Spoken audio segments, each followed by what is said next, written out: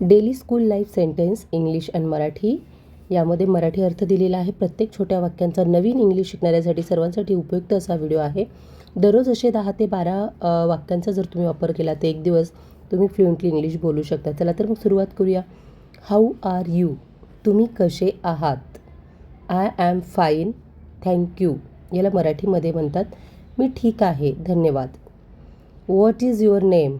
तुमचं नाव काय आहे? याचा अर्थ मराठीमध्ये असा होतो. तुम्ही जर अशा वाक्यांची प्रॅक्टिस केली तर तुम्ही फटाफट इंग्लिश बोलू शकता. दररोज याच्याबरोबर रिपीट अगेन असं बोलत जा आणि वाक्य पाठांतर करा. माय नेम इज, जे तुमचं नाव असेल ते तुम्ही बोलू शकता.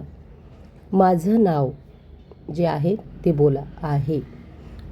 Where are you from?